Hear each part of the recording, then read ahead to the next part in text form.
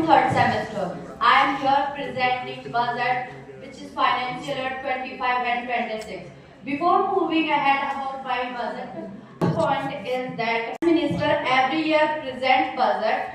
तो इंडिया में ये पहली बार हो रहा है जो एक वुमेन है वो 8 ईयर से कॉन्टिन्यूस बजट पेश कर रही हैं। थर्ड चीज ये है हमारे पास कि जो इस बार जो मेन चीज है वो हाईलाइट हुई थी कि 12 लाख के रुपीस तक किसी भी इंडियन को कोई भी टैक्स नहीं पे करना पड़ेगा। तो इसमें जो मेन चीज है मैं हाईलाइट करना चाहूंगी कि जो भी इनकम अगर कोई प्रोफेशन और या बिजनेस से कोई इनकम जनरेट कर रहा है तो उसकी 12 लाख की इनकम पे कोई भी इसको टैक्स नहीं पे करना पड़ेगा।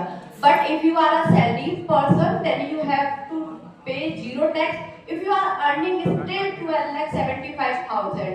75,000 is a standard deduction which are allowed in salary chapter.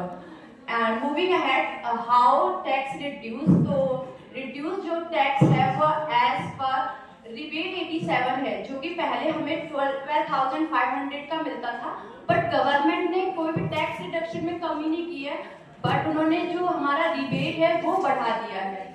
Moving ahead talking about my PPT, तो मेरा जो टॉपिक है वो है trade, commerce and export. Trade का मीन्स सिंपली बाय एंड सब selling of goods and services. Commerce का means commerce में दो चीजें आती हैं,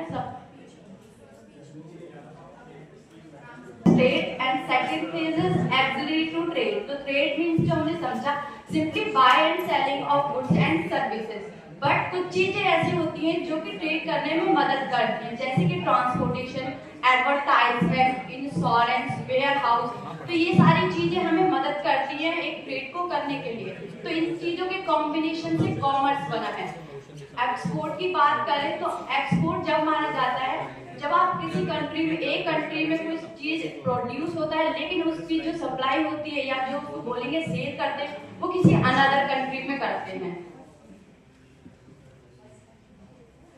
तो पहली चीज है बजट क्या होता है। आते हैं अपनी टॉपिक पे जिसके लिए हम बात कर रहे थे। तो बजट एक स्टेटमेंट है जो कि प्रिपेयर कर जाती है गवर्नमेंट के द्वारा, जो कि एक्सपेक्टेड होता है। रिसीव जितनी भी होगी वो भी एक्सपेक्टेशन अगले नेक्स्ट जो भी प्रीवियस ईयर होते हैं उसके बेस पे बनाई जाती है, और जितनी भी एक्सपेंडिचर है वो भी प्रीवियस ईयर के एक्सपेक्टेड पे बेस पर आ जाती है, जो कि एक पर्टिकुलर ईयर के लिए होता है।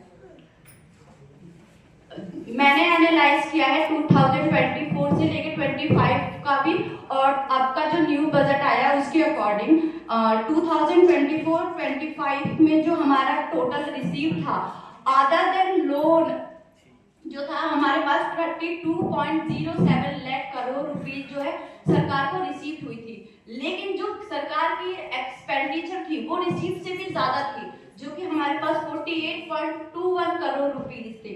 उसी चीज को फॉलो करते हुए इस बार जो गवर्नमेंट का रिसीव है वो हमारे पास 34.96 करोड़ है, बट लेकिन इसकी जो एक्सपेंडिचर है वो मोर देन है 50.65 करोड़।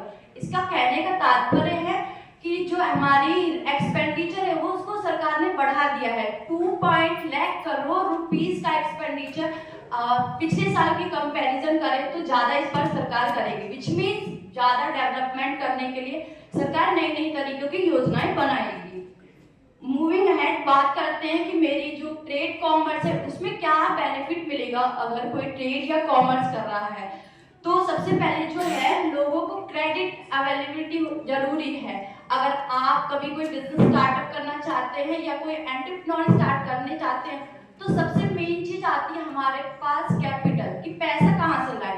तो उसके लिए सरकार ने आपको या बहुत सारी योजनाएं दे रखी है जिसकी तरह आपको पता चलेगा कि हमको क्या क्या लाभ मिलेगा।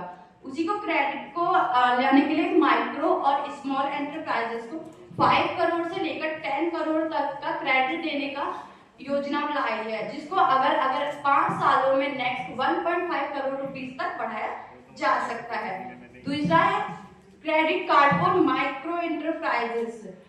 माइक्रो एंटरप्राइजेस के लिए हमारे पास एक जो भी माइक्रो एंटरप्राइजेस उद्यम पोर्टल से रजिस्टर्ड होगी उसको 5 लाख रुपीस तक का क्रेडिट कार्ड अवेलेबल कराया जाएगा, जिससे आम आदमी भी अपना रजिस्ट्रेशन उद्यम पोर्टल पे कराकर माइक्रो एंटरप्राइज बना सकता है। तीसरा, फंड फॉर स्टार्टअप। तो ये आजकल हम देखते हैं हर जगह पे कोई भी ठेला रेडी ये सारी चीजें बना लेता है और ये बोलते हैं कि स्टार्टअप है। तो आप जो ये ठेला रेडी है वो तो कोई भी पर्सन बना सकता है, आम आदमी, अगर उसको एजुकेशन ना मिला हो। पहले के लोग भी अगर उनको एजुकेशन नहीं मिलता था तो ये भी लगा लेते थे, लेकिन लोगों ने आज उसको नाम दे दिया है कि मैंने कोई स्टार्टअप किया है। तो that's not a startup. Startup which means आपने इसके लिए एक्वायर नॉलेज होना चाहिए आपके पास, उस चीज को फॉलो करके आप कोई बिजनेस चला रहे हैं। तो स्टार्टअप के लिए भी सरकार ने बहुत पॉलिसीज लाई है जिसके थ्रू आप क्रेडिट अवेलेबिलिटी लेकर अपना खुद का न्यू स्टार्टअप स्टार्ट कर सकते हैं। स्टार्टअप का मीन्स होता है कि आप कोई भी चीज करें तो उसके साथ आपके अर्निंग के साथ दूसरा लोग भी अर्न कर सके, विच मीन्स आप एम्प्लॉयमेंट भी प्रोवाइड कर सको। एंड थर्ड चीज इज फोकस किया गया है हमारा सबसे ज्यादा फुटवेयर और लेदर सेक्टर पे। तो मैं बताना चाहूंगी एक्सपोर्ट सिस्टम में जो सबसे ज्यादा हमारे पास अभी एक्सपोर्ट होता है, तो लेदर का जो प्रोडक्ट है वो सब 1 नंबर पे आता है।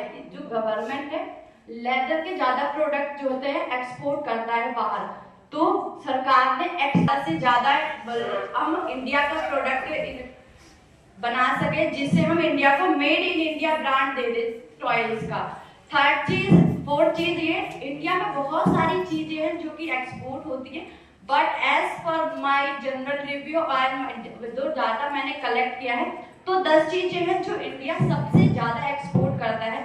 तो फर्स्ट थिंग इज लेदर और उसके प्रोडक्ट, दूसरा है पेट्रोलियम प्रोडक्ट, तीसरा है जेम्स और ज्वेलरी प्रोडक्ट, चौथा है ऑटोमोबाइल, पांचवा फार्मेसी प्रोडक्ट, छठा electronic product, 7 dairy product, 8 handloom product, 9 textile product और 10 जो है मतलब अनाज भी गवर्नमेंट जो लोग हैं वो एक्सपोर्ट कर सकते हैं।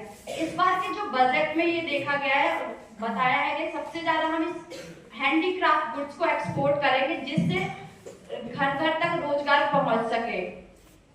और सबसे मेन जो मैंने एनालाइज किया है कि जो हमारे I am properly belong from Bihar, तो when I used to call my father, मैं अपने पापा से पूछती रहती, पापा हमारा बिहार इतना पिछड़ा क्यों रह गया? तो मेरे पापा बोलते हैं क्योंकि हम सारे लोग जो भी बिहार से बॉर्न होते हैं वो तो अलग अलग डिस्ट्रिक्ट में जाते हैं, अर्निंग भी वहाँ करते हैं बेटा, लेकिन वहाँ पे कोई जाता नहीं है वापस उस स्टेट में, अपने स्टेट में। तो अर्निंग आप जहाँ करते हो आप वहाँ की रिसोर्सेज यूज करते हो और फिर आप वहीं का डेवलप कराते हो। तो बिहार इसलिए अभी भी पिछड़ा गया बोलते हैं, मेरे पापा तो बोलते थे बच्चों को कि गरीब देश, गरीब स्टेट है बिहार।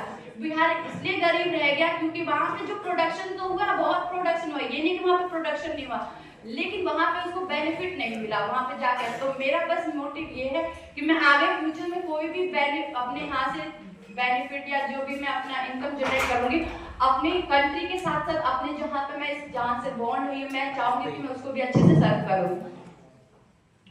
तो वहाँ पे सरकार एक मखना बोर्ड इन इंडिया आया गया जिससे ये बिहार में सबसे ज्यादा मखाने प्रोड्यूस होंगे और मखाने जो है एज पर डाटा एनालिसिस 85% जो है मखाने का प्रोडक्शन जो है वो बिहार स्टेट करती है, जो सबसे ज्यादा एक्सपोर्ट अर्निंग में मदद करती है।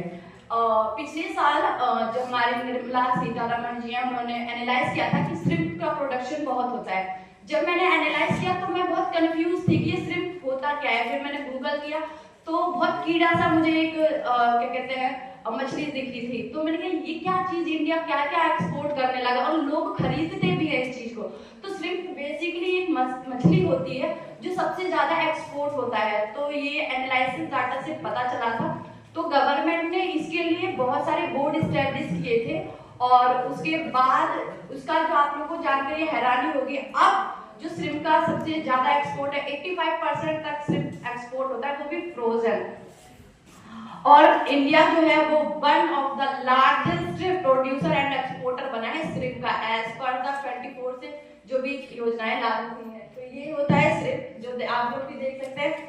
तो बस मेरी यहीं पे खत्म होती है प्रेजेंटेशन। तो थैंक यू सो मच।